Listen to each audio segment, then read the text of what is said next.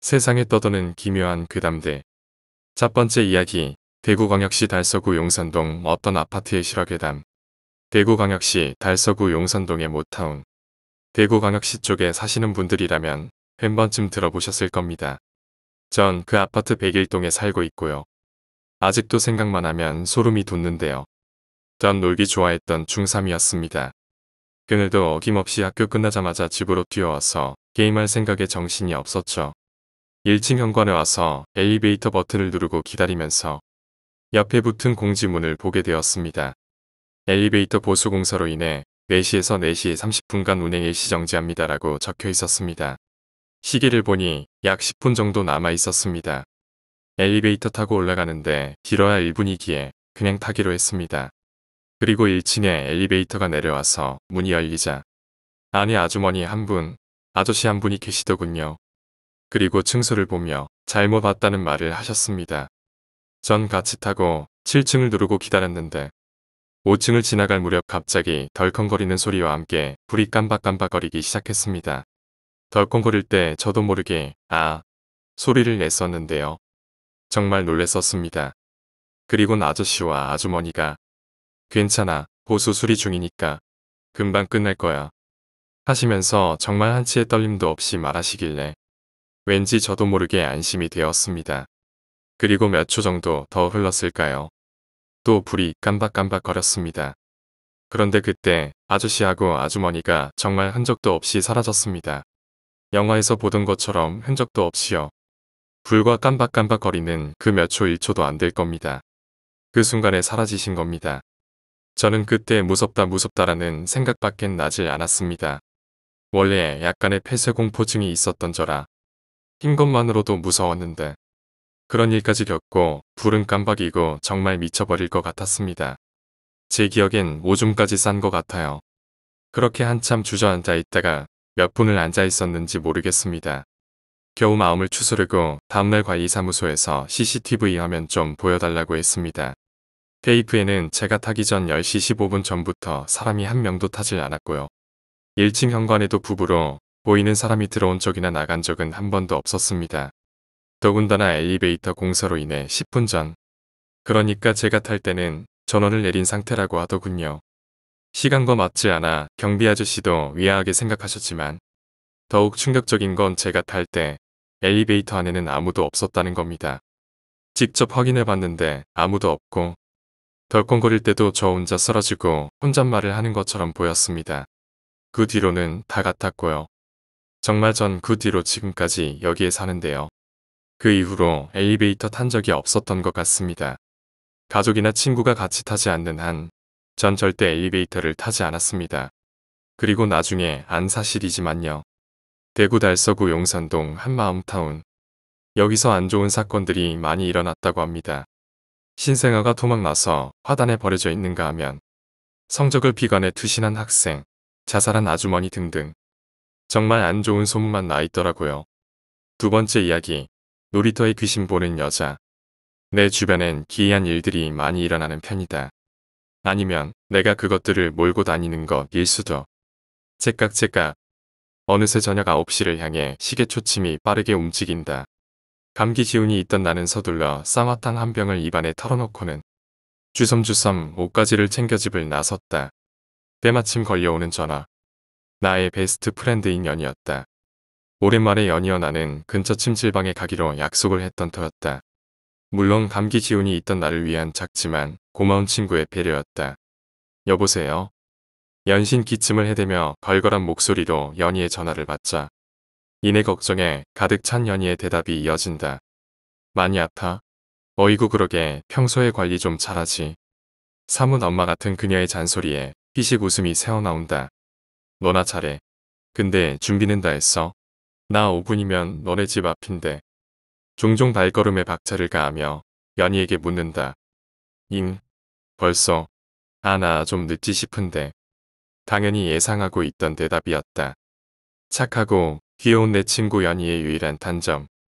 그녀에게 시간 개념이 없다는 건 이미 여러 차례의 경험을 통해 알고 있는 사실이었다. 뭐 괜찮아. 그럼 어디서 기다릴까? 많이 늦어. 그냥 집으로 올래? 너 아프기도 하고. 내 물음에 연희는 불이 죽은 듯 대답했다. 귀여운 자식. 그래도 친구라고 내가 아픈 건 꽤나 걱정이 되는 모양이다. 아니, 괜찮아. 괜히 집으로 가면 너도 꼼지락거려서 안 돼. 장난스레 웃어 보이자 연희 역시 까르르 웃으며 내 말을 받아친다. 그건 그래. 그럼 집 앞에 있어. 금방 나갈게. 알았지? 오케이. 빨리 나와. 그녀와의 통화를 끝내며 나는 벌써 연희네 집 아파트 입구에 들어서고 있었다. 그리고는 투벅투벅 눈앞에 보이는 놀이터의 벤치로 발걸음을 옮겼다. 불과 몇 시간 전까지만 해도 아이들의 웃음소리로 시끌벅적했을 놀이터는 어느새 어둠이 깔리고 바람소리마저 들리지 않는 적막함에 둘러싸여 있었다. 새삼 그런 적막함에 센치해진 나는 고개를 들어 한여름의 밤하늘을 여유롭게 지켜보았다. 여름의 절정을 달리고 있는 8월의 밤. 열대야 현상을 제외하고는 그 어느 계절의 밤이 이보다 더 아름다울 수 있을까? 끝도 없이 푸르스만 하늘 사이로 금방이라도 떨어질 듯 일렁이는 별빛들이의 묘한 운치를 지켜보며 나는 그 아름다운 절경에 미칠 듯한 감탄을 내뱉어냈다. 한창 밤하늘에 젖어있던 나는 귓가에 들려오는 빠른 발걸음 소리에 번뜩 정신을 차렸다. 고지역감한 그림자 하나가 빠르게 놀이터 쪽으로 뛰어오는 게 보였다. 눈살을 잇는 힘껏 찌푸리고 어둠 속의 그림자를 확인했을 때 가까스로 어둠에 적응된 내 눈이 확인한 것. 아쉽게도 기다리던 친구가 아니라 작고 귀엽게 생긴 여자아이였다. 5살에서 6살 정도 되어 보이는 꼬마아이는 놀이터에 들어서서 주위를 한번 휑하고 둘러보고는 이내 내 앞쪽에 있는 그네에 홀짝 올라탔다. 그네가 듣기 싫은 쇳소리를 울려대며 앞뒤로 움직이기 시작했다. 그리고 꼬마아이는 미처 땅에도 닿지 않는 발을 둥둥 구르며 그네 타기에 여념이 없었다. 근데 그 모습이 얼마나 귀여워 보이던지 나도 모르게 풋 하고 웃음이 터져나왔다. 이내 웃음소리를 들은 꼬마아이가 그네 타기를 멈추고 서서 나를 멀뚱히 쳐다봤다. 안녕. 머쓱해진 나는 한 손을 들어 흔들어주며 아이를 향해 싱긋 웃어 보였다. 아이 역시 큰 눈을 깜빡이며 해맑게 웃었다. 쫑쫑하게 묶은 짧은 머리가 인상적인 참으로 귀엽게 생긴 아이였다. 언니가 그네 밀어줄까? 놀이터 벤치에서 일어나 엉덩이를 툭툭 털고는 아이의 곁으로 다가가며 물었다. 아이는 대답 없이 웃으며 다시금 홀짝 그네에 올라탔다. 가, 잡고 타야 돼. 타다가 무서우면 세워달라고 말하고 알았지? 살살 그네를 밀기 시작하면서 내가 아이를 향해 부드러운 어투로 얘기하자. 아이는 대답 없이 그 조금 한 발을 둥둥 구르며 좀 더 높이 올라가려 애를 쓰기 시작했다. 내가 아이의 노력에 보답하듯 손목에 힘을 주어 밀어대자. 그네는 녹이 쓴 쇳소리를 울려대며 하늘을 향해 힘껏 올라갔다. 아이도 신이 나는지 꺄륵꺄륵 웃음을 토해냈다. 재밌어. 나도 아이의 웃음소리에 덩달아 기분이 좋아졌는지 목소리가 상기되어 있음을 느꼈다. 아이는 고개를 틀어 나를 한번 쳐다보고는 꺄르륵 짜지러질 듯 웃어 보였다. 김미조. 짧지만 강한 흡사 비명소리와 같은 목소리로 멀리서 연희가 내 이름을 불렀다. 나는 이내 그네를 멈춰 세우고는 연희가 있는 쪽으로 고개를 돌렸다. 왔어? 이리 잠깐 와봐. 내가 웃으며 연희에게 손짓하자 그녀가 살짝 주춤거렸다. 그리고는 이내 내게 버럭 소리를 지르며 화를 내기 시작했다. 김미조. 당장 이리 안 와. 빨리 오라고. 솔직히 다짜고짜 화를 내는 연희의 태도를 나는 이해할 수 없었다. 미안. 언니가 친구 때문에 이제 가봐야 돼서. 혼자 놀 수 있지? 아이의 머리를 쓰다듬으며 말을 건네자 아이는 화가 난 듯 눈살을 찌푸렸다. 김미조. 너 지금 뭐 하는 거야? 빨리 오라고 이 미친년아. 거침없이 쏟아지는 연희의 욕설에 놀라 연희를 쳐다보니 그녀는 경기에 가까운 소리를 질러대며 온몸을 흔들어 제끼고 있었다. 나는 다시 한번 꼬마에게 싱긋 웃어주고는 이내 연희 쪽으로 빠르게 발걸음을 옮겼다. 그네의 쇳소리가 다시 한번 내 귀를 자극했다. 뭐야? 왜 내가 늦고 나한테 소리를 지르고 지랄이야? 가까이 연희가 보이자 나는 매몰차게 쏘아 붙였다. 그러자 연희가 내 손을 꽉 붙잡고는 흥분에 가득 찬 목소리를 말을 이었다. 너, 저기 놀이터에서 뭐야? 뭐하고 있었던 거야? 뭐하긴 그네 밀어주고 있었지. 나 역시 흥분한 상태로 연희의 말을 바로 맞받아쳤다. 그러자 내 손을 쥐고 있던 연희의 손에 꼭 힘이 더 들어갔다. 그러니까 누구 그네를 밀어줬다는 거야? 뭐? 이제는 덜덜 떨리는 목소리로 묻는 연희의 손에 땀이 고이는 게 느껴졌다. 그녀는 훅 하고 크게 숨을 쉬어내고서는 말을 이었다. 그녀의 말은 이랬다. 준비를 마치고 밖으로 나온 연희가 놀이터 쪽으로 고개를 돌리자 내가 벤치에 앉아 하늘을 보고 있었다고 한다. 미안하고 반가운 마음에 내 이름을 부르면서 놀이터 쪽으로 튀어오는데 이상하게 반응을 보여야 할 내가 그냥 멍하니 앉아만 있더니 이내 일어서서 아무도 없는 그네를 밀기 시작했다는 거다. 멀리서 보기에도 뭐가 그리 좋은지 가끔 히 웃으면서 꽤나 신나 보였다고. 그런데 더 무서웠던 건 분명 내가 아무도 없는 그네를 밀고 있음에도 불구하고 밀리는 그네에서 무게감이 느껴졌다는 거다. 순간 이상함을 느낀 연희가 가까이 다가오진 못하고 미친 듯이 내 이름을 불렀는데 내가 그 소리를 전혀 듣지를 못하는 것 같았다고 했다. 다급해진 연희가 계속해서 목이 터져라 소리를 질렀고 때마침 연희를 돌아본 내가 또 이상한 행동을 했다는 거다. 아무도 없는 허공에 마치 누군가를 만지듯 손으로 쓱. 연희의 얘기를 듣고 하마터면 정신을 놓아버릴 뻔했다. 그도 그럴 것이 재빨리 돌아본 놀이터에는 적막한 어둠만 가득할 뿐 내가 본 꼬마 아이는 흔적조차 없이 사라졌기 때문이다. 왜 나는 좀 더 빨리 생각하지 못한 것일까?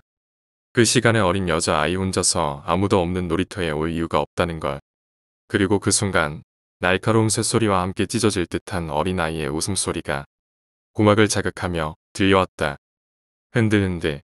또다시 그네가 움직이기 시작한다. 세 번째 이야기. 서울.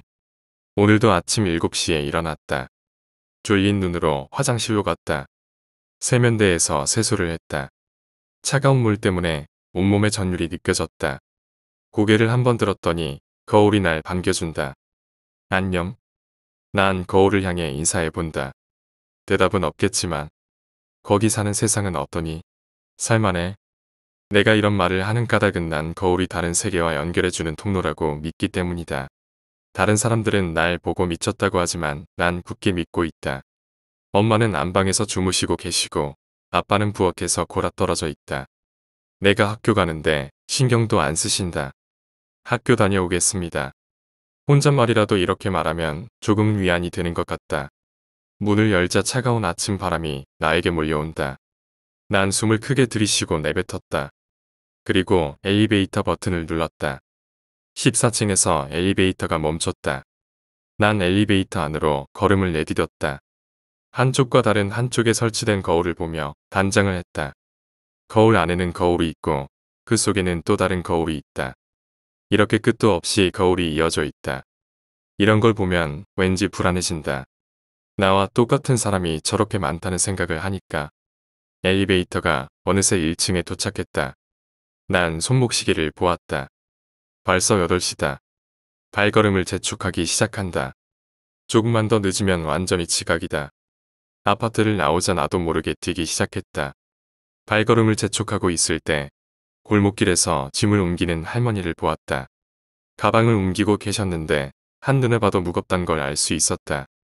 난 도와줄까 말까 고민을 하였다. 그때 할머니가 날 보시더니 내게 다가왔다.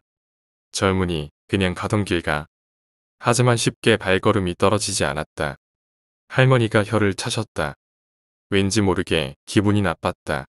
그러자 내게 손거울 하나를 내밀었다.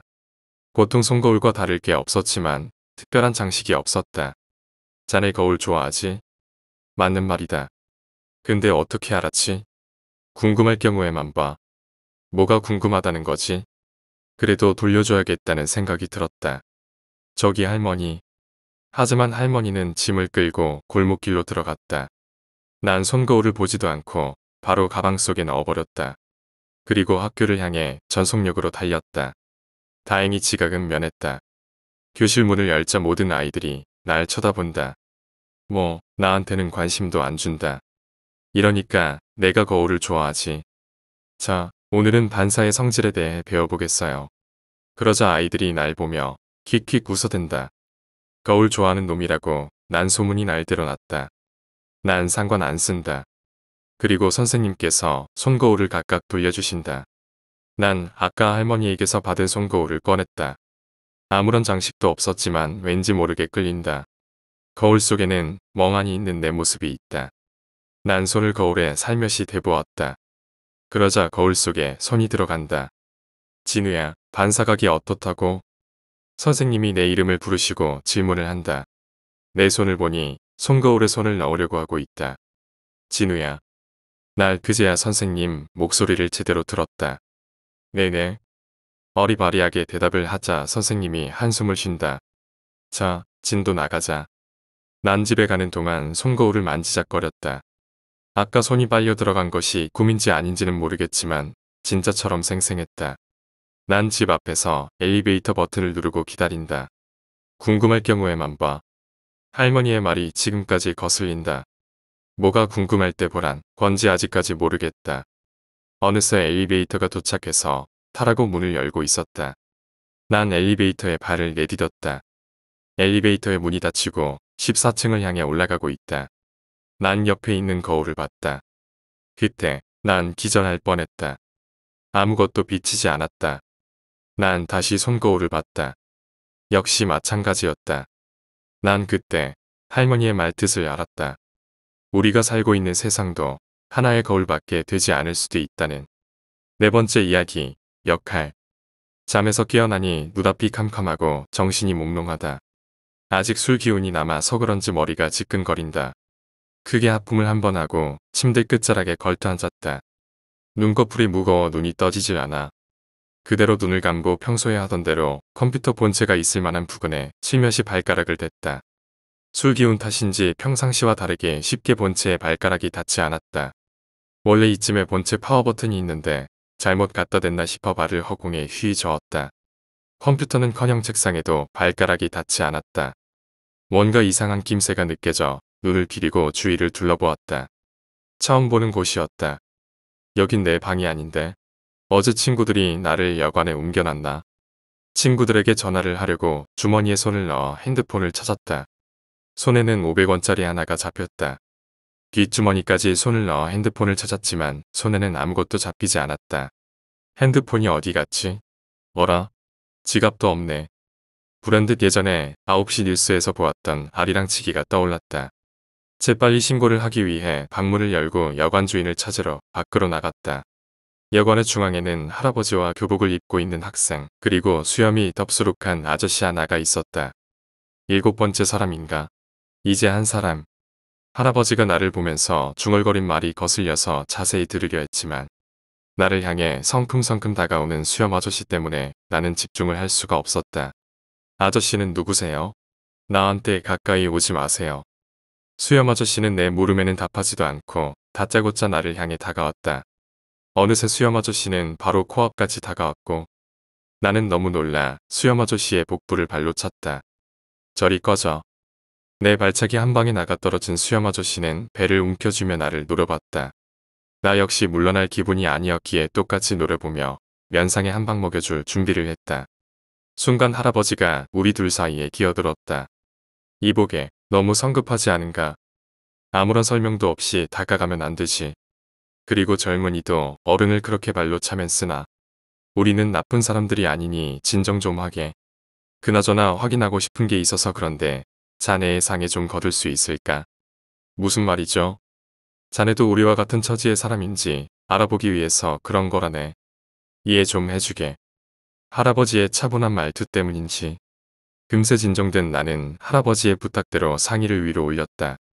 상의를 걷자 내 가슴팍에, 아니 정확히 말하면 심장 쪽에 이상한 기계가 부착되어 있었다. 자네도 우리랑 같은 처지로군. 같은 처지라니. 무슨 처지요? 나도 그렇고 저 수염이 난 사내도 저기 학생도 그리고 젊은이 자네도 모두 이곳에 갇힌 거야. 그 녀석한테, 그 녀석은 우리한테 이상한 걸 요구하지. 우리를 죽일 수도 있어. 저기 복도 끝에 있는 철문이 유일하게 나갈 수 있는 문으로 보이는데 굳게 닫혀 있어. 나갈 수 있는 방법은 없어. 그 녀석이 누군데요? 그리고 이것 떼어도 상관없죠. 내가 가슴에 붙어있는 기계를 떼어내려고 손을 갖다 대려 하자 할아버지가 소리쳤다. 안 돼. 젊은이. 억지로 떼려 하면 죽을 수도 있어. 나는 너무 놀라서 아무 말 못하고 할아버지를 쳐다봤다. 그걸 억지로 떼려 하면 그 녀석이 아저씨를 죽일 거야. 옆에 가만히 있던 학생이 불쑥 끼어들며 말했다. 도대체 무슨 말을 하는지 몰랐다. 아이고, 학생 그 녀석이라뇨. 나한테는 족같버린데 녀석이라니 속상하네요. 어디서 말하는지는 모르겠지만 되지도 않는 애교를 부리는 듣기 거북한 변조된 음성이 들려왔다. 주위를 둘러보니 여관 곳곳에 설치된 스피커에서 나는 소리였다. 아니, 이곳은 내가 생각하고 있던 여관이 아니었다. 나는 스피커에서 나오는 목소리의 정체가 누군지 궁금해 할아버지에게 물었다. 할아버지, 지금 말하고 있는 사람은 누구예요? 그리고 지금은 뭐 하는 상황인 거죠? 나도 자세히는 몰라. 다만 중요한 건 우리의 목숨이 위험하다는 거지. 할아버지는 말씀을 하고서 한숨을 내쉬었다. 아이고, 할아버지 목숨이 뭐가 위험해요. 아까도 말씀드렸잖아요. 그새 까먹으셨나? 아니면 혹시 치매? 이건 그냥 역할놀이일 뿐이에요. 각자 방문 안쪽에 붙어있는 종이에 적힌 것이 바로 자기들이 해야 될 역할이에요. 자세한 건 그 종이에 모두 쓰여 있고요. 할아버지 눈이 안 좋으셔서 못 읽으니까 읽어드려야 하나? 할아버지 읽어드려요? 아니, 그 종이는 이미 10번도 넘게 읽었어. 모두 처음 듣는 소리라 나에게는 좀 더 자세한 설명이 필요했다. 난방에서 그런 종이 못 봤는데. 너무 빨리 나와서 못 봤나 보네. 다시 가봐라 겁쟁이야. 겁쟁이라는 단어에 울컥했지만 나는 상황을 좀 더 차분하게 생각하기 위해 무시하고 내가 있던 방으로 돌아갔다. 방의 안쪽 문에는 정말로 종이가 붙어 있었다. 종이에는 이렇게 쓰여 있었다. 역할놀이. 당신의 역할은 X입니다. 모두를 X해주세요. 규칙도 있습니다. 제한 시간은 4일, 역할놀이에 필요한 인원은 총 8명. 자신의 역할은 다른 사람들한테는 되도록이면 비밀입니다. 비밀로 하는 게 본인의 목숨을 위해 좋을 겁니다. 역할을 제대로 수행할 것. 제대로 안 하면 가슴에 달린 폭탄이 펑. 멋대로 폭탄을 뜯어내려 해도 펑. 본인의 역할 수행을 위해 다른 사람을 죽여도 상관없습니다. 4일 동안 역할을 멋지게 수행하시면 살려드립니다. 다른 사람들과 비교했을 때 아까 위에서 언급했듯이 가장 역할놀이를 못하신 분은 역할놀이를 다시 하게 됩니다. 지금부터 시작. 뭐야? 이건. 나는 종이를 접어서 주머니에 넣었다. 그래도 어느 정도 상황을 알고 나니 아까보다는 진정되었다. 나는 심호흡을 하고 방 밖으로 나갔다. 마침 내 방의 반대편 방에서 어떤 여자가 나왔다. 자, 그 여자는 나를 보자마자 아버지도 건드리신 적이 없는 나의 싸대기를 후려쳤다. 너무나 어이없는 상황에 나는 아무 말도 못하고 붉어진 뺨을 손으로 비비면서 나를 때린 그 여자를 바라보았다. 내 짓이냐? 이 변태 새끼야. 지금 장난해? 여긴 어디야? 내가 이렇게 아무 저항 못하고 있을 때 모자를 눌러 쓴 남자가 다가와서 여자의 팔을 붙잡았다. 모자 쓴 남자의 뒤를 이어 팔에 문신이 가득한 건장한 남자랑 정장 차림의 아줌마가 뒤따라왔다. 너희들은 뭐야? 너희도 한패냐? 니들 콩밥 먹고 싶어? 여자는 모두에게 소리를 지르고 팔을 거세게 흔들며 저항했지만 모자를 쓴 남자의 힘에 꼼짝 못하였다. 저기요, 저희가 아무래도 같은 처지인 것 같은데 그만하시죠. 모자를 쓴 남자는 침착하게 여자를 타일렀다. 그래요. 아가씨, 좀 진정하세요. 얼떨결에 뺨을 맞은 나였지만 나 역시 그 여자보다는 지금 상황을 더 잘 이해하고 있던 터라 침착하게 여자를 진정시켰다. 드디어 8명이 모두 모였네요. 스피커에서 역겨운 목소리가 다시 흘러나왔다. 그리고 모두들 약속이나 한 듯 동시에 목소리가 나오는 천장 위를 바라보았다. 여러분, 일단 복도 중앙에 넓은 곳으로 나오세요. 그리고 그곳에 있는 원탁에 빙 둘러앉아서 제 얘기 좀 경청하세요. 이건 또 뭐야? 역시나 그 여자는 스피커에서 나오는 불쾌한 소리에 신경질적인 반응을 보였다. 하지만 이내 주변 사람들의 분위기와 무력에 눌려 순순히 그 녀석의 지시대로 행동했다. 스피커에서 나온 말대로 복도 중앙은 다른 복도와는 달리 공간이 넓고 그 가운데에 정확히 8개의 의자가 놓여있는 원탁이 있었다. 그리고 복도의 내 귀퉁이에는 작은 구멍이 있었고 그곳에서는 붉은 불빛이 반짝거렸다. 카메라가 있는 게 분명했다. 다 모였는데 이제 어떡해? 할아버지가 먼저 천장의 스피커를 향해 입을 여셨다. 모두들 자리에 앉으셨군요. 일단 문 앞의 종이는 모두 보셨으리라 믿겠습니다. 제가 정성 들여 만든 건데 보셔야죠. 우선은 서로 같이 역할극을 할 건데 누가 누군지 알아야겠죠. 자기소개를 하시죠. 서로들 모르잖아요. 그 녀석의 말을 듣고 모두들 썩 내키지 않는 표정을 지었다. 당연한 일이다. 처음 보는 사람들, 그리고 낯선 장소, 그리고 불쾌한 상황. 이런 상황에서 자기소개라니 참으로 어이없는 요구다. 기분 나쁜 녀석. 내 소개나 하시지. 라고 생각하고 있는데 그 녀석은 내 생각을 읽기라도 한 듯이 자기소개를 해댔다. 쑥스러워하시기는 빨리들 하시지. 그럼 사교성 있는 저부터 할게요. 저는 여러분을 가둬 놓은 납치범이자 여러분의 몸속에 폭탄을 심어놓은 폭탄 테러범이자 역할극을 꾸민 감독이자 이제부터 여러분의 역할극을 보게 될 관객이라고 합니다. 녀석은 흥에 겨워하며 자기소개를 했다. 굳이 설명할 필요가 없는 우리에게 저지른 악행을 마치 자랑하듯이 떠벌리는 게 영 못마땅했다. 저 새끼 말투가 아주 넌 잡히면 뒤져 그냥. 쥐새끼 같은 놈. 털에 가득한 문신, 쩍 벌어진 어깨, 딱 조폭으로 보이는 아저씨가 탁자를 치며 소리쳤다. 본인 소개나 하시죠. 괜히 도발하지 마시고.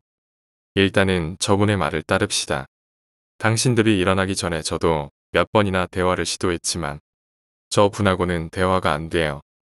우선 저분의 요구를 들어준다면 저분도 우리를 밖으로 보내주겠죠.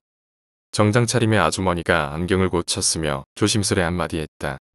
아주머니의 아랫입술이 파르르 미묘하게 떨리긴 했지만 이런 상황에 꽤 차분하고 논리적으로 말하는 게 아마도 이 낯선 상황에 꽤 적응된 것으로 보였다. 거칠게 말하던 아저씨도 아주머니의 말씀에 조금 기가 눌린 듯 했다. 저 새끼 때문에 흥분해서 죄송했습니다. 아주머니. 그럼 저부터 소개하겠습니다. 저는 뭐랴, 우리나라의 수도. 서울에 있는 강남에서 아주 잘 나가는 조직, 빠꾸파의 고위간부 쌍용이라고 합니다. 이상용. 상용 아저씨는 자신의 셔츠를 걷어서 양쪽 팔뚝에서 승천하는 용 2마리 상용을 보여주며 말했다. 꽤나 힘을 과시하는 타입으로 보였다. 아니, 확실히 남에게 힘을 과시하는 타입이다. 그 다음은 제가 소개할게요. 저는 대학생으로. 대학 어디? 무슨 대학? 상용 아저씨는 모자 쓴 남자의 말이 끝나지도 않았는데 끼어들며 질문했다. 네, 서울대 다니고 있습니다. 모자 쓴 남자는 상용 아저씨에게 의미를 알 수 없는 미소를 지으며 말했다. 에이, 지금 확인 못한다고 둘러대긴. 상용 아저씨는 모자 쓴 남자를 위아래로 훑어보며 중얼거렸다. 상용 아저씨의 시비에도 모자 쓴 남자는 표정 변화 없이 침착함을 유지했다. 내 생각에 둘 중 하나일 것이다. 상용 아저씨한테 겁먹었거나 진짜로 서울대가 아니거나. 모자 쓴 남자의 소개가 끝나고 5초 정도의 침묵이 흘렀다. 그대로 놔두면 침묵이 길어질 것 같아서 내가 소개를 하려고 입을 떼려는데 그동안 조용히 말 한마디 없던 학생이 손을 들었다. 그 다음은 제가 소개해도 될까요? 학생의 비브라토 섞인 기어들어가는 목소리에 모두들 그냥 고개만 끄덕였다. 예, 저는 그냥 평범한 고등학생이고요. 이름은 꼭 말해야 하나요? 모르는 사람들인데. 가방끈을 양손으로 꼭 붙잡은 채 주눅들어 자기소개하는 걸 보니 내가 다 안쓰러웠다. 게다가 학생의 이름은 이미 명찰 보고 알고 있었다. 안세형. 근데 그렇게 굳어있는 세형 학생에게 상용 아저씨는 매섭게 노려보며 말했다. 야, 넌 남자 새끼가 어깨 좀 피고 너 이 새끼 학교에서 맞고 다니지? 내가 학교 다닐 때 너같이 기생오라비 같은 애들이 제일 싫었는데. 상용 아저씨의 질책에 세형 학생은 울먹였다. 상용씨, 제가 써준 역할대로 행동하세요. 나대지 말고. 스피커에서 처음으로 옳은 소리가 나왔다. 스피커의 소리는 빠꾸파의 상용이라는 닉네임에 쫄아서 한마디도 못하던 사람들의 마음을 뻥 뚫어주었다. 상용 아저씨도 갑작스러운 지적에 당황해하다가 이내 천장의 스피커를 향해 욕을 해댔다. 뭐라고? 이 새끼야. 거기 숨어서 쪼개지 말고 나와. 상용씨, 역할대로 행동하시죠.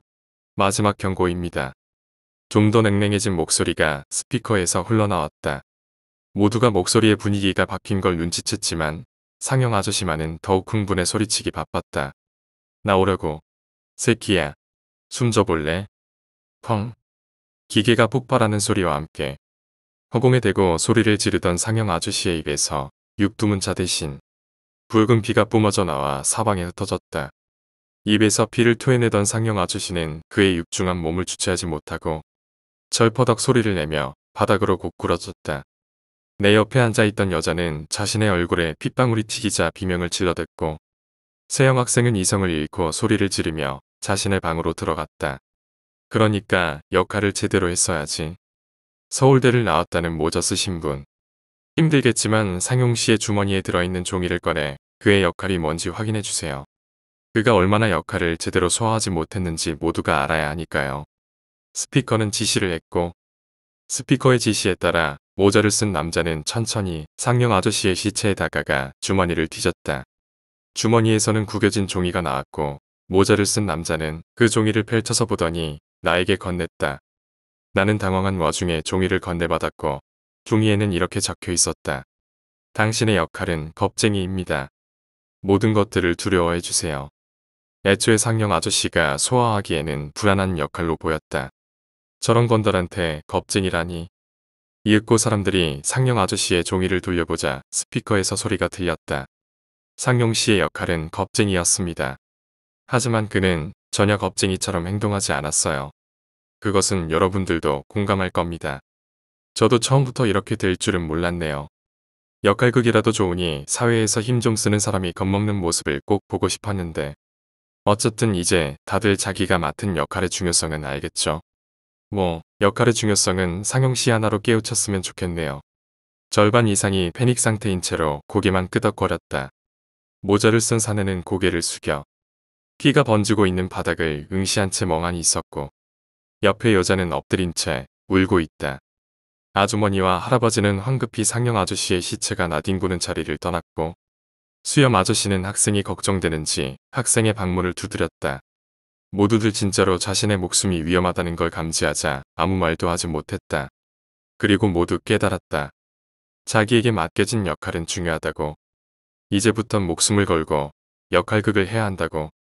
나 또한 그렇다. 이제부터 내가 맡은 역할을 제대로 수행해야 한다. 상영 아저씨가 본보기로 죽은 후 모두들 각자의 방으로 들어가서 나오지를 않았다.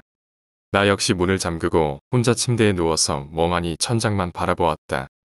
변조된 목소리로 나를 괴롭히던 천장 위에 스피커 역시 상영 아저씨가 죽은 후로 잠잠했다. 그 녀석은 상영 아저씨를 죽일 때 망설임이 없었다. 그리고 사람을 죽인 이유 또한 별것도 아니었다.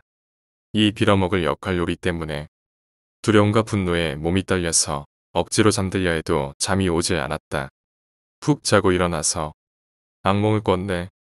이러고 그냥 훌훌 털고 일어나서 평소처럼 대충 아침 겸 점심으로 계란 하나 다 깨뜨려 넣은 라면 하나 끓여서 먹고 남은 국물은 찬밥에 말아먹은 다음 해가 질 때까지 계속 컴퓨터를 하다가 친구들한테 전화해서 밤에 모여서 소주 한잔하면 좋으련만 무심코 손목시계를 보니 새벽 1시가 넘어가고 있었다. 종이에는 제한시간이 4일이라고 했다. 그러면 4일 후 역할을 잘하면 집에 보내주려나. 똑똑똑. 누군가의 노크 소리에 감고 있던 눈이 떠졌다. 나도 모르게 잠깐 졸아버린 모양이었다. 이런 상황에서 졸다니 나도 참 대단하다는 생각이 들었다. 새벽 2시 정도 됐겠지라고 생각하며 손목시계를 보니 8시였다. 졸았던 게 아니라 마음 놓고 푹 잔 거였다. 난 정말 대단하다. 똑똑똑. 계속되는 노크 소리에 문 앞으로 성큼성큼 걸어가서 문고리를 쥔 순간 이건 아닌 것 같았다. 나는 문의 옆에 벽에 기대어 말했다. 누구세요? 함부로 문을 열어줄 수는 없는 상황이었기에 신중하게 행동했다. 저는 어제 서울대 다닌다고 소개한 사람입니다. 근데 무슨 일로? 할아버지 기억나시죠? 할아버지께서 하실 말씀이 있다고 다들 불렀거든요. 지금 모두 모이고 그쪽만 남았는데 나는 혹시나 해서 쥐새끼 한 마리 들어올 정도로 문을 조금 열고 바깥을 바라봤다. 모자를 쓴 남자가 이상한 눈으로 쳐다보는 게 보였다. 나는 머쓱해서 산발이 된 머리를 극적이며 문을 열고 나왔다. 바깥 통로에는 이미 모든 사람들이 저마다 벽에 기대거나 바닥에 쪼그리고 앉아서 멍하니 있었다. 다들 여기서 뭐 하세요? 할아버지는 내게 복도의 중앙에 번져있는 피를 눈으로 가리키며 대충 눈치를 줬다. 순간적으로 중앙복도에 상용 아저씨의 시체가 있다는 걸 깜빡하고 있었다. 아무래도 시체가 있는 곳에서 대화를 하기에는 다들 심장이 너무 약한 모양이었다. 하실 말씀이 도대체 뭐죠? 모자를 쓴 남자가 먼저 이야기를 했다. 할아버지는 헛기침을 한 번 하시더니 주위를 둘러보곤 말을 이으셨다. 아무래도 우리가 서로를 알아야 할 것 같아서 불렀습니다.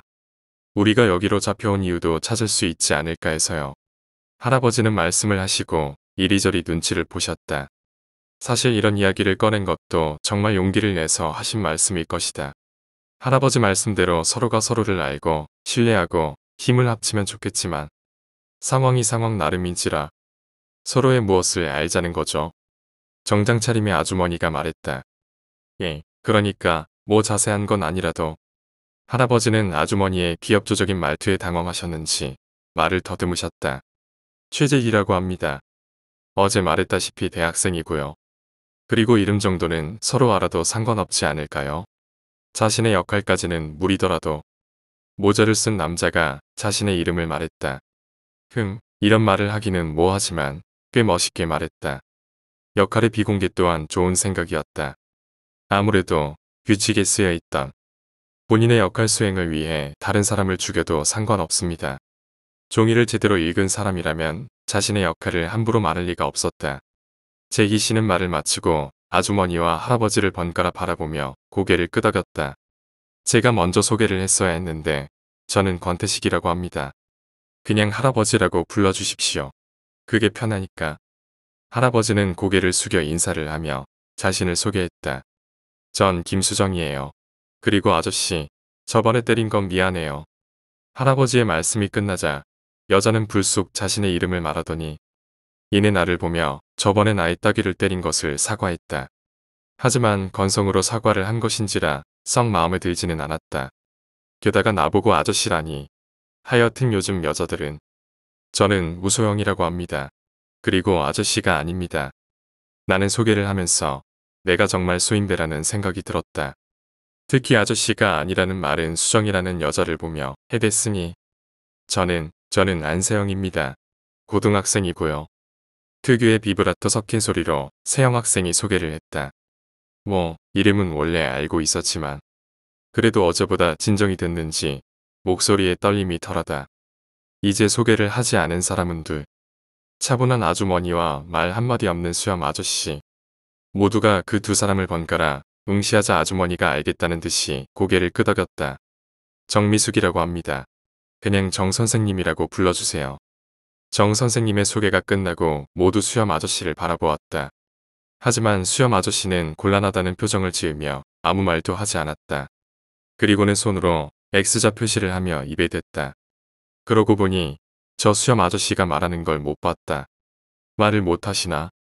제이 씨가 떠보듯이 말하자 수염 아저씨는 고개를 끄덕이셨다. 그리고는 허공에 손을 휘둘러댔다. 여기 수어할 줄 아는 분 있나요? 저 아저씨가 수어로 말하시는데 통역 좀 해주세요. 제기 씨는 수염 아저씨의 수화를 알아보려고 사람들에게 물었다. 모르는데요. 다들 고개를 저었다. 나 또한 모른다고 했다. 하지만 사실대로 말하면 나는 수화를 할 줄 안다. 대학교 다닐 때 봉사활동을 다니면서 많이 배웠고 덕분에 간단한 의사소통은 다 할 줄 안다. 하지만 내가 수화를 해봤자 수염 아저씨는 못 알아볼 게 분명했다. 왜냐하면 저 아저씨가 하고 있는 손짓은 모두 엉터리기 때문이다. 내가 보기에는 저 아저씨는 실제로 말을 못하는 장애가 있는 게 아니라 자신의 역할을 수행하는 게 분명했다. 아마도 그 역할은 벙어리일 테지. 당분간 이 사실은 나만 아는 게 좋겠다는 생각이 들었다. 학생, 거기 가방에 필기구 있지? 네. 그러면 그걸로 의사소통하면 되겠다. 세영 학생은 제희 씨의 말대로 종이와 펜을 꺼냈고 제희 씨는 그것을 수염 아저씨에게 주었다. 수염 아저씨는 펜을 가지고 무언가를 썼다. 박만도라고 합니다. 앞으로는 이런 방식으로 제 의견을 말하겠습니다. 그렇게 각자의 소개가 마무리 지어졌다. 대충 뭔가 마무리 지어지니 잊고 있던 허기가 느껴져 배가 고파졌다. 여기 온 후로 물도 못 마시고 아무것도 못 먹었다. 나는 주위를 살피다가 여기서 가장 친절해 보이는 재휘 씨에게 슬며시 물었다. 혹시 식사는 하셨나요? 물은 어디에 있죠? 나의 분위기를 확 깨는 질문에 제희 씨는 나의 입장을 생각해서 귓속말로 말해주었다. 방에 보면 구석에 냉장고가 있을 거예요. 거기에 음식들이 있는데 역할극이 끝나는 4일 정도는 충분히 버틸 수 있을 거예요. 아, 그렇군요. 고맙습니다. 제희 씨의 역할은 혹시 천사일까? 남자한테까지 친절한 남자는 보기 드문데 정말 존경스러웠다. 제이 씨의 말을 듣고 허기진 배를 채우려고 방에 들어가려는데 반대편 방을 쓰는 수정 씨가 나를 불러 세웠다. 저기요, 소영 씨라고 했죠. 궁금해서 그러는데 여기서 굶어야 하나요?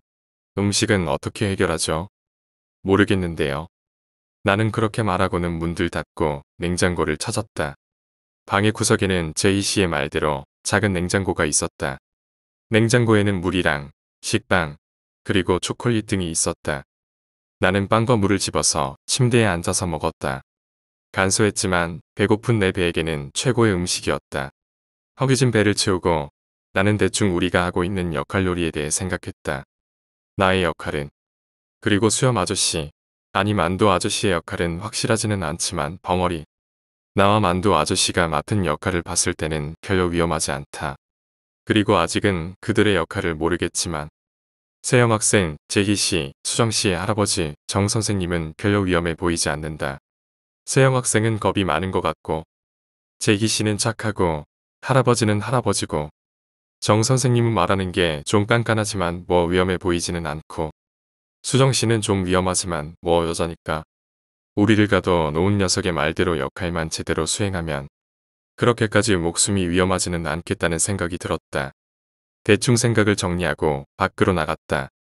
복도에 나가자 방의 반대편에 수정 씨가 빵을 손가락으로 뜯어 먹으면서 나를 쳐다봤다. 나는 눈을 마주치기가 겁나 그냥 무시하고 제희 씨와 할아버지 그리고 정 선생님이 있는 곳으로 갔다. 셋은 모여서 뭔가 대화를 하는 것으로 보였다.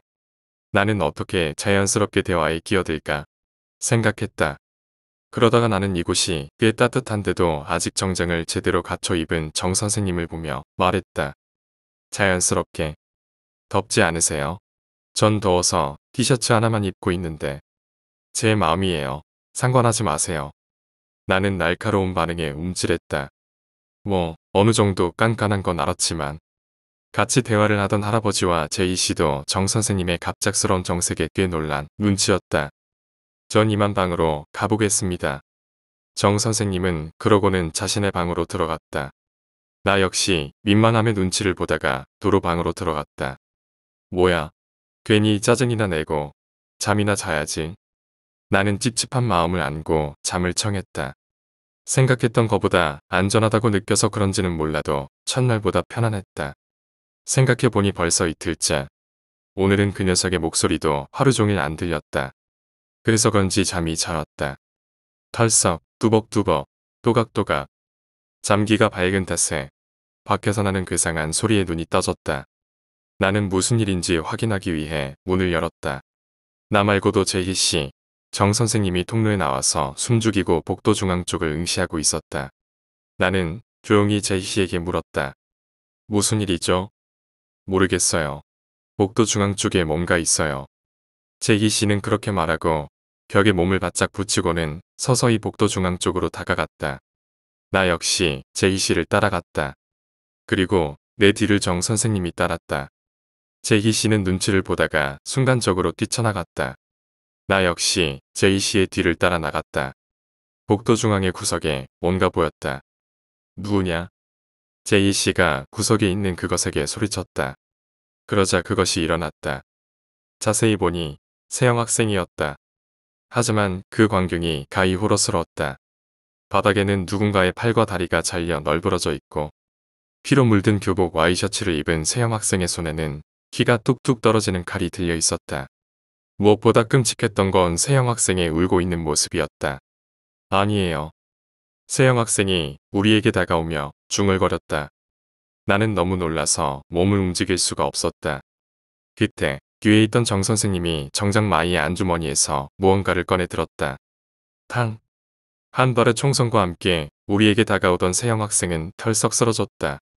제이씨가 황급히 손에 권총을 든 정 선생님의 손을 붙잡았지만 이미 방아쇠가 당겨진 후였다. 총알은 애석하게도 세영 학생의 이마에 명중했고 세영 학생은 비명 한마디 없이 즉사했다. 순간적으로 이마의 구멍이 뻥 뚫린 채 피눈물을 흘리며 쓰러지는 세영 학생의 눈과 내 눈이 마주쳤고 나는 다리에 힘이 풀려 주저앉아 버렸다.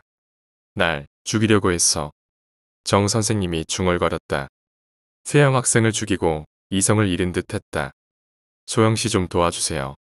정 선생님의 권총을 뺏으려는 제이씨는 힘이 붙이는지 내게 도움을 요청했다. 예, 네. 도와준다고 대답은 했지만 난 주저앉은 채 꼼짝도 하지 않았다. 하지만 내가 나서지 않아도 곧 총소리를 듣고 뛰쳐나온 할아버지와 만두 아저씨가 대충 눈치를 채고 제이씨를 도와 이성을 잃은 정 선생님을 뒤에서 붙잡았고 그 틈에 제이씨가 권총을 정 선생님의 손에서 빼내었다. 그리고는 총구를 정 선생님의 이마에 겨누었다. 순식간에 상황 종료였다. 권총을 이리 줘. 내 거야. 정 선생님은 만두 아저씨에게 붙잡힌 채 자신을 겨누는 제이씨를 올려다보며 소리쳤다. 왜 총을 쐈죠? 제이씨는 비교적 침착함을 유지하며 정 선생님에게 물었다. 날 죽이려 했어. 손에 칼을 쥐고 있었어. 정 선생님은 악을 써댔다. 울고 있었어요. 칼도 손에서 버리려 했고 제이씨의 말이 맞았다. 나 역시도 세영 학생의 끔찍한 모습을 보고 많이 놀라기는 했지만 뭐랄까 그다지 위험하다는 느낌은 받지 못했다. 생명의 위협은 느끼지 못했다고나 할까. 하지만 정 선생님은 한치의 망설임 없이 총을 쐈다. 우리들 중에 가장 안전한 맨 뒤에 있었으면서 왜 죽였냐고요. 그리고 권총은 어디서 났어요? 제이씨는 권총을 손에 쥔 채 부르르 떨면서 다시금 물었다. 하지만 나는 알 수 있었다. 제이씨가 총을 쏠 수 없다는 사실을. 내가 알고 있는 제이씨는 남에게 총을 쏠 만한 사람이 아니었고 무엇보다 지금 총을 쏜다면 뒤에서 정 선생님을 붙잡고 있는 만두 아저씨도 총에 맞을 게 분명했다. 제이씨가 그 사실을 모를 리가 없었다. 그렇다면 제이씨가 이렇게까지 정 선생님을 위협하며 추궁하는 이유는 아마도 권총까지 가지고 있는 정 선생님이 맡은 역할을 알아보기 위해서겠지. 그게 내 역할이니까. 그래서 총을 쐈어. 정 선생님이 울면서 주저앉았다. 역시나 내 예상대로 제이씨의 추궁에 정 선생님은 자신의 역할이었음을 실토해냈다. 처음 보는 학생의 목숨보다 자신의 목숨이 걸려있는 역할이 더 소중한 것은 당연한 거니까. 그렇다고 그냥 죽이고 싶어서 쐈어라고 할 수도 없고. 이로써 내가 생각했던 안전한 역할놀이는 끝이 났다. 왜요? 드디어 여러분들이 본격적으로 자신의 역할을 수행하기 시작했군요. 관객으로서 지루했었는데 이제야 보기 좋네요. 팝콘이라도 가져올 걸 그랬네요. 오랜만에 스피커에서 그 녀석의 변조된 목소리가 흘러나왔다. 만약 눈앞에 그 녀석이 있다면 갈기갈기 찢어버렸겠지만 할 수 있는 건 그저 묵묵히 스피커에서 흘러나오는 그 녀석의 해맑은 웃음소리를 듣는 것밖에 없었다. 우소영 씨. 스피커에서 내 이름을 부르는 소리가 들렸다. 예. 나는 엉겁결에 대답을 했다. 방금 전에 죽은 학생의 역할이 뭐였는지 궁금하지 않으세요? 학생의 방에 들어가서 가방 앞쪽의 포켓을 열어보세요. 나는 스피커의 소리를 듣고서 그냥 천장만 멍하니 바라봤다. 그런 내게 제이씨가 말했다. 제가 가볼게요. 제이씨는 천천히 세영 학생의 방으로 들어갔다. 그리고 시간이 조금 흐르고 방문을 열고 내게 종이 한 장을 건네주었다. 당신의 역할은 시체 처리반입니다. 시체가 생기면 칼로 썰어서 중앙복도의 구석에 있는 수거함에 넣어주세요. 칼은 침대 밑에 있습니다. 학생은 우리를 해치려 하지 않았어요. 그건 느낌으로도 알 수 있었어요. 내가 조금만 빨리 움직였어도 구할 수 있었을 텐데. 제이씨의 눈에서 눈물이 떨어졌다. 나도 만두 아저씨도 할아버지도 아무런 말을 할 수가 없었다. 죄송해요. 이대로 있어봤자 우리는 모두 죽을 거예요. 아무도 지키지 못하고. 제이씨는 그렇게 말하고는 세영 학생의 방으로 들어가 문을 닫았다. 너무 순식간이라 말리려 했지만 말릴 수가 없었다. 탕! 문 밖으로 단발의 총성이 새어나왔다. 모두들 놀라서 움직일 수가 없었다. 총소리가 복도에서 울리다가 사라지고 잠시 침묵의 시간이 흘렀다. 침묵이 흐르는 동안 아무도 방안을 확인하지 못했다. 2분 정도 지났을까? 나는 어디서 나왔는지는 모르겠지만 용기를 내서 방문을 열고 안으로 들어갔다. 방의 중앙에는 제이 씨가 피를 흘리며 쓰러져 있었다. 제이 씨, 이 방법밖에 없었나요? 나는 조용히 다가가서 제이 씨가 떨어뜨린 권총을 주워 들었다. 그리고는 문을 닫았다. 어떻게 됐는가? 할아버지가 내게 물었다. 제이 씨는 자살했습니다. 할아버지와 만두 아저씨는 내 말을 듣고 고개를 숙였다. 그 사이 정 선생님은 벽을 짚고 일어섰다. 저 사람 때문에 무고한 사람이 둘이나 죽었다고 생각하니 분노가 치밀어 올랐다. 당신은 내가 죽이겠어. 나는 권총으로 정 선생님을 겨눴다. 하지만 나는 방아쇠를 당길 수가 없었고 정 선생님은 그런 나를 담담히 보다가 내가 들고 있는 권총을 손으로 쳐냈다. 총은 쇳소리를 내며 땅에 떨어졌다. 내가 총을 다시 주어서 다시 정 선생님을 겨누자 정 선생님이 말했다. 총알은 2발밖에 없었어. 자살도 죽은 건 죽은 건데.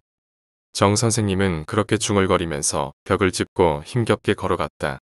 나는 더욱 화가 났고 만두 아저씨는 분노를 참지 못하고 정 선생님에게 달려드는 나를 막아섰다.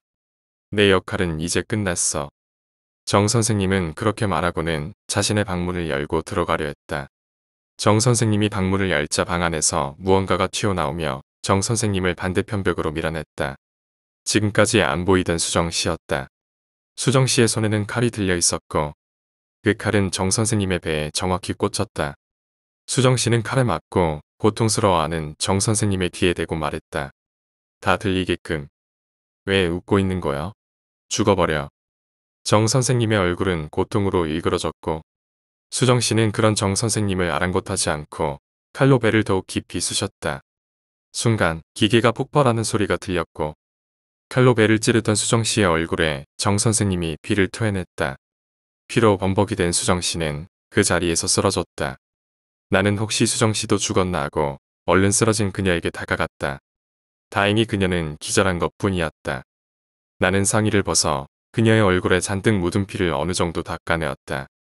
순간 스피커에서 그 녀석의 목소리가 흘러나왔다. 와우, 뺨을 들었던 만큼 모두가 화끈하게 보여주는군요. 제가 원했던 거예요. 특히나 젊은 아가씨, 참 대단하군요. 꼭 영화의 한 장면 같았어요. 그 녀석은 우리끼리 서로 죽이는 것이 마냥 즐거운 모양이었다. 결국 모든 상황이 놈이 바라던 대로 됐고 우리는 꼭두각시처럼 조종당했다. 지금 감탄이 나와? 아무 이유 없이 사람들이 개죽음을 당했는데 고작 내 녀석이 엉성하게 짜놓은 역할 요리 때문에 나는 허공에 대고 소리쳤다. 진정하세요. 소영씨, 그나저나 궁금하지 않으세요? 종을 들고 있던 아줌마의 역할. 궁금하시다면 아주머니가 입고 있는 상의의 안주머니를 보세요. 나는 오만 가득한 눈으로 천장을 한번 보고 천천히 정 선생님의 시체 쪽으로 다가갔다. 결코 그 녀석의 지시를 따르는 게 아니다. 나는 그 녀석이 지시를 하지 않았어도 그녀의 역할을 확인했을 것이다. 정 선생님의 역할이 너무 궁금했다. 그녀의 몸은 피와 살점으로 뒤덮여 어떤 게 옷이고 어떤 게 가죽인지 헷갈렸다. 나는 한참을 헤집다가 겨우 마이의 안주머니에서 빨갛게 물든 종이를 찾아냈다. 피가 묻어 있었지만 충분히 글씨는 알아볼 수 있었다. 중요 역할. 당신의 역할은 총잡이입니다. 총으로 2사람을 죽이세요. 총알은 2발이며 본인을 쏴도 상관은 없답니다. 총과 총알은 냉장고 안에 있습니다. 아주머니의 역할은 매우 중요했어요. 총잡이 빵야. 중요 역할. 역할 누리는 개뿔. 나는 종이를 구겨서 바닥에 내팽개쳤다. 결국 처음부터 정 선생님은 누군가를 꼭 죽여야만 했다. 그래야 정 선생님이 살아남을 수 있으니까. 그리고 그 타깃이 내가 될 수도 있었다. 잠깐, 내가 죽을 수도 있었어. 죽을 수도 있었다는 생각에 이마에 식은땀이 흘렀다. 땀을 닦아내려다가 피로 붉게 물든 손을 보고 잠시 멈추었다. 기분이 더러워서 피가 묻은 손을 연신바지에 문질러 닦았다. 바지는 더러워져도 상관없었다. 그저 내 손에 피가 묻는다는 게 너무 싫었다. 피를 어느 정도 닦고 패닉 상태에 빠져 멍하니 앉아있는 만두 아저씨와 기도를 하시는지 눈을 지그시 감고 계신 할아버지를 향해 다가갔다. 아가씨는 살아있나? 할아버지가 눈을 감은 채 내게 말했다. 네, 기절한 거예요. 좀 있으면 일어나겠죠. 할아버지 옆에 앉았다. 이제 아무도 죽지 않겠죠? 만두 아저씨가 내게 종이를 건넸다. 이제는 아무도 죽지 않을 겁니다. 말을 하면서도 힘이 쭉 빠졌다. 저 아가씨, 기절했다고 했지? 역할을 확인해 두는 게 좋지 않을까? 좀 찝찝했지만 할아버지의 말이 맞았다. 그녀 역시 우리의 눈앞에서 정 선생님을 죽였기에 그녀의 역할을 알아볼 필요가 있었다. 네, 그럼 제가 일어서려고 하자 할아버지가 내 팔을 붙잡았다. 아니야, 아니야. 자넨 여기 있어. 내가 가지. 할아버지는 일어나셔서 수정씨의 곁으로 서서히 다가갔다. 지금 몇 시야? 만두 아저씨가 내게 물었다. 시계를 보니 4시였다. 새벽 4시네요. 오늘로 3일째네요. 내일이면 이 끔찍한 일도 끝이네요. 끝이란 말에 나와 만두 아저씨 모두 한숨을 내쉬었다. 하지만 그 안도감은 오래가지 못했다. 할아버지가 칼을 들고 수정씨를 사정없이 쑤시는 모습이 보였기 때문이다. 무슨 짓이에요? 나는 할아버지를 향해 소리쳤고 만두 아저씨도 놀라서 벌떡 일어났다. 할아버지는 우리의 말을 듣고 손에 쥐고 있던 칼을 바닥에 내던지고 두 손을 들었다. 이제 끝났어. 이제 죽을 사람들은 죽었어. 나를 믿어줘. 여기. 그 종이는 내 역할이야. 할아버지는 우리 쪽으로 종이를 던졌고 나는 종이를 주워서 펼쳤다. 당신의 역할은 인구 조절입니다. 본인 포함 3명을 남겨주세요. 그 이하 그 이상도 안 됩니다. 실망치로 뒤통수를 맞은 느낌이었다. 뭔가 말을 하려고 했는데 그만 정신을 잃고 쓰러졌다. 눈을 뜨자 스피커가 달려있는 천장이 보였다. 일어나려고 고개를 들자 한밤에 끔찍했던 기억이 내 머릿속에 뒤엉켰고 이내 할아버지가 수정씨를 찌르던 장면이 클로즈업 되었다. 침대 옆에 버젓이 앉아있는 할아버지를 보고 비명을 질렀다. 할아버지는 그런 나를 진정시키려는지 멀찌감치 떨어졌다. 할아버지와 같이 내 곁에서 떨어져 있던 만두 아저씨는 무언가를 적더니 놀라서 바짝 긴장한 내게 보여주었다. 자네 기절했었어. 만두 아저씨가 종이를 보여주면서 다가왔다. 그리고는 내 어깨를 두들겼다. 어느 정도 마음이 진정되자 나는 호흡을 가다듬고 입을 열었다. 어떻게 된 거죠? 여기는 내 방이고 기절한 자네를 데려온 거야. 그거 말고요. 수정씨요. 할아버지는 나의 질문에 움찔하시더니 이내 말씀하셨다. 그게 내 역할이라 어쩔 수 없었어. 이왕 세 사람이 남는 거라면 손에 피를 묻히지 않는 사람들과 남고 싶었어. 그리고 처음부터 느낌이 왔어. 여기 있는 자네와 수염이 있는 친구는 안전할 거라는 느낌이. 그래서 만족하시나요? 할아버지는 내 말을 듣고 아무 말씀 못하시고 고개를 숙이셨다. 나도 이해를 못하는 건 아니었다. 할아버지의 목숨 또한 소중하니까. 하지만 수정씨를 죽이던 할아버지의 모습이 자꾸 떠올라 할아버지를 바라보기 힘들었다. 여기 그 아가씨의 역할. 만두 아저씨는 내게 종이와 함께 메모를 보여줬다. 나는 만두 아저씨가 준 종이를 펼쳤다. 그것은 수정씨의 역할이었다. 당신의 역할은 최후의 여자입니다. 다른 여자를 죽이고 최후의 여자가 되어주세요. 본인이 죽이지 않으셔도 상관없습니다. 하지만 그렇게 되면 살려는 주겠지만 역할놀이를 제대로 했다고 볼 수 없겠죠. 수정씨가 죽고 나서 스피커를 통해서 마구 웃어댔을 그 녀석 생각에 주먹이 쥐어졌다. 역같은 역할놀이. 나는 이 빌어먹을 역할놀이가 앞으로 얼마나 남았나 보려고 시계를 봤다. 밤 11시 50분이었다. 제한 시간인 4일까지는 10분밖에 안 남았다. 오늘만 지나면 4일 정말 끝이다. 끝이라는 단어에 다시금 긴장이 풀려 침대에 들어누웠다. 자네의 역할이 위험하지 않다는 건 알겠는데 자넨 역할이 뭔가 그냥 궁금해서 그러네. 할아버지가 누워서 휴식을 취하는 내게 불쑥 물었다. 그러고 보니 그동안 나는 정작 내가 맡은 역할에 대해서는 전혀 신경을 쓰지 않고 있었다. 순간 내가 제대로 역할을 수행하지 않은 것 같아서 불안해졌다. 역할을 말하기 곤란한가요? 만두 아저씨가 종이를 내밀었다. 아니요, 말하기 곤란하진 않은데 제가 역할을 제대로 수행했나 싶어서요. 사실 그랬다. 주변에서 워낙 큰일들이 일어나서 정작 가장 중요한 내가 맡은 역할은 까맣게 잊고 있었다. 역할이 뭐길래 그런가? 할아버지가 내게 다가오며 물었다. 만두 아저씨 역시 궁금했는지 조용히 내게 다가왔다. 나는 잠시 생각을 하고 그 둘을 번갈아 보고 말했다. 솔직한 사람이여. 할아버지와 만두 아저씨는 내 말을 듣고 믿기지 않는다는 표정을 지었다. 사실이야. 역시 생각대로 별로 위험한 역할은 아니었지만 참 대단하군. 할아버지는 내 역할에 대한 놀라움과 이제 더 이상 끔찍한 일은 없을 거라는 안도감의 표정이 밝아지셨다. 그리고 나는 재빨리 이성을 되찾고 지금까지의 일들에 대해 생각을 더듬었다. 내가 역할을 잘 수행했는지 못했는지. 분명 나는 완벽하게 역할을 수행하지는 못했지만 어느 정도는 역할을 수행했다. 그것은 내가 아직 살아있다는 것을 통해서 알 수 있다. 그렇다면 설마 시계를 보니 11시 59분에서 12시로 넘어가려 했다.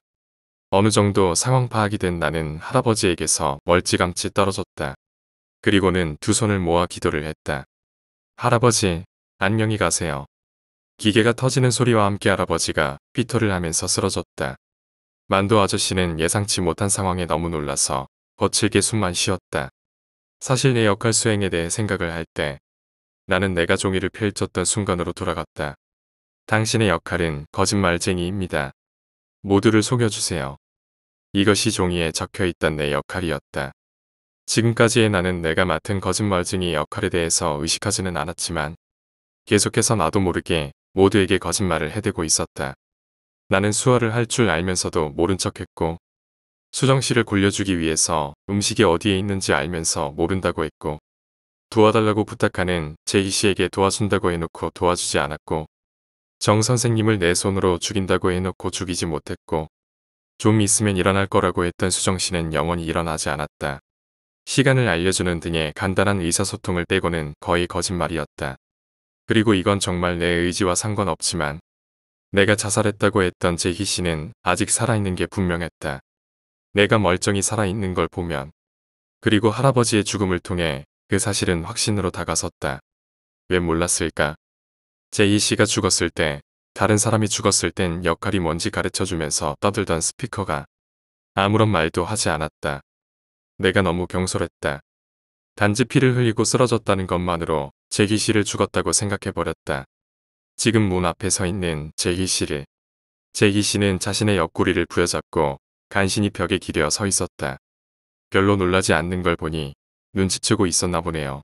소영씨. 제희씨. 역시 죽지 않았군요. 5분 전에 알았어요. 그나저나 제희씨한테 고마워해야겠는 거려. 전 당신이 방에 들어가 스스로에게 총을 쐈을 때 사람들에게 당신이 죽었다고 했어요. 하지만 당신은 살아있었죠. 덕분에 전 의도하지는 않았지만 거짓말을 해서 제 역할을 수행할 수 있었고요. 만약에 당신이 진짜로 죽었다면 전 진실을 말해서 죽어버렸겠죠. 똑똑하시네요. 저도 서울대 다니거든요. 제희씨는 내 농담을 듣고 피식 웃었다. 하지만 만두 아저씨는 나와 제희씨의 대화가 이해가 안 됐는지 아직도 어리둥절해하며 나와 제희씨를 바라보았다. 어차피 끝났는데 당신의 역할에 대해서 자세히 말씀해주세요. 나는 제희씨의 역할이 궁금했다. 도대체 무슨 역할을 맡았길래 죽은 척까지 하는지. 저는 사실 경험자예요. 경험자라니요? 저는 이전에 있었던 역할놀이에서 마지막까지 살아남았지만 생존자들 중에서 가장 역할 수행을 못해서 이번에 다시 역할놀이를 하게 된 거거든요. 제이씨의 말을 듣고 종이의 규칙이 다시 생각났다. 다른 사람들과 비교했을 때 아까 위에서 언급했듯이 가장 역할놀이를 못하신 분은 역할놀이를 다시 하게 됩니다. 당신이 맡은 역할은 뭐죠?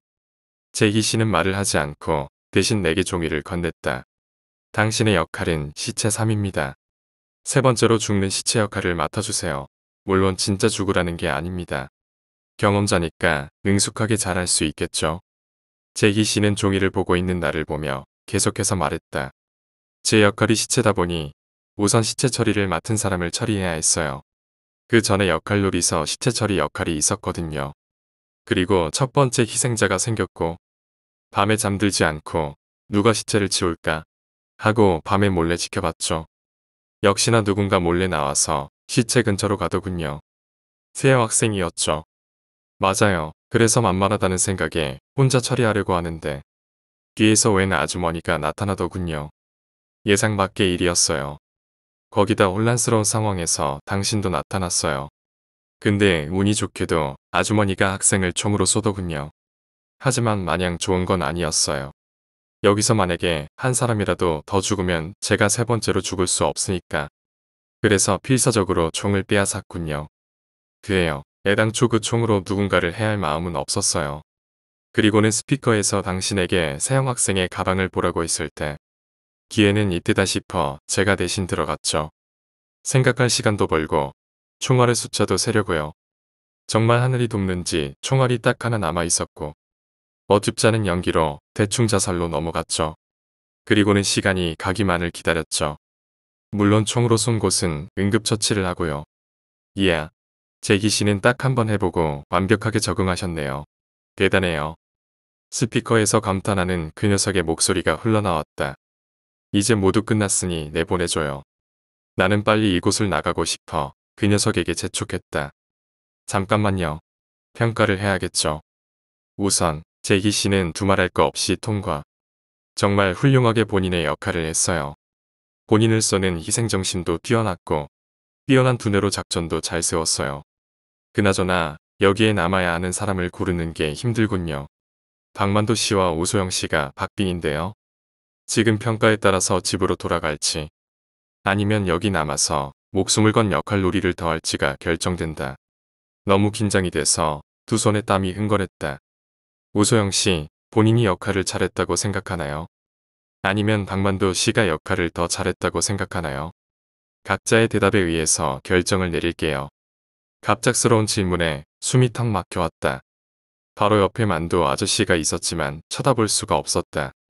생각하고 또 생각해냈다. 어떻게 대답을 해야 하는지. 나는 대답을 하기 전에 용기를 내서 만두 아저씨를 쳐다봤다.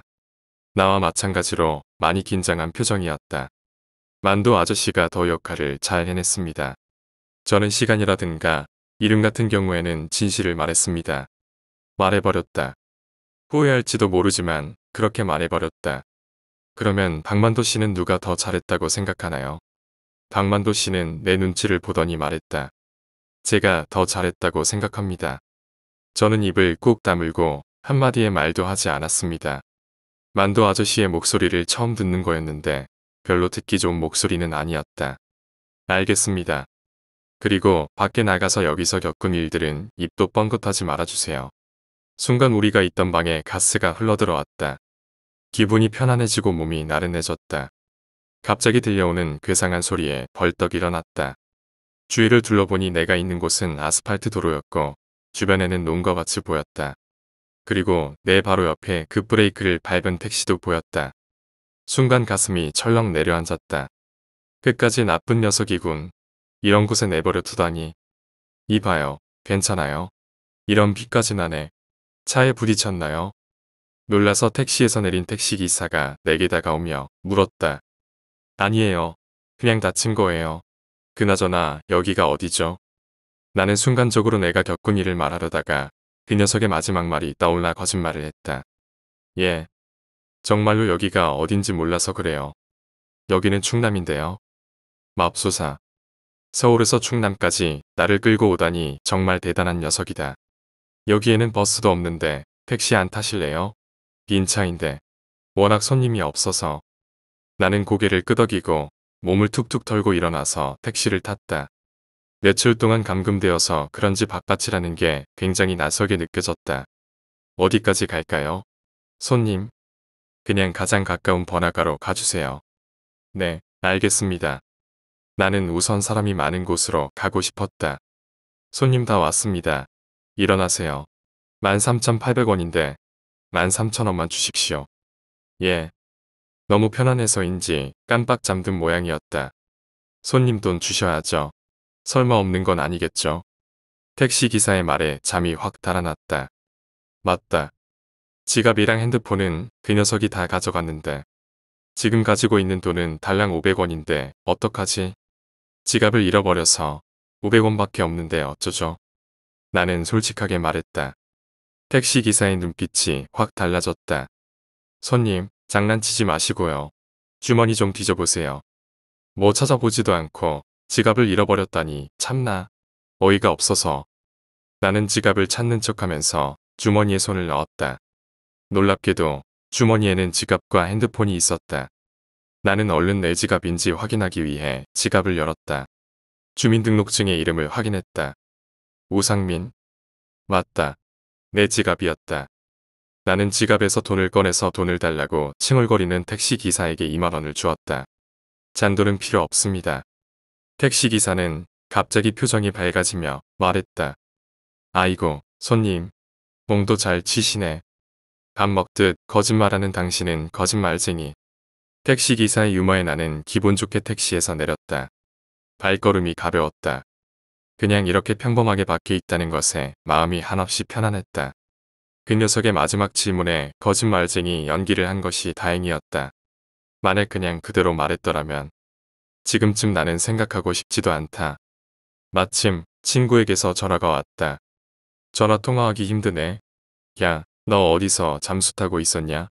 친구는 반가움 반, 걱정 반인 목소리로 소리쳤다. 아, 그냥 잠깐. 지금 어디야? 충남 쪽. 야, 말을 하고 가야지. 얘들이 얼마나 걱정한 줄 아냐? 술 취한 놈 데려다가 택시 태워서 보냈더니 연락도 안 하고. 그러고는 핸드폰 꺼놓고 그렇게까지 하면서 혼자 놀러 가고 싶냐? 전화라도 해주시. 그 다음부터는 친구가 무슨 말을 하는지 들리지 않았다. 아, 택시기사. 어쩐지 웃는 게 낯이 있더라.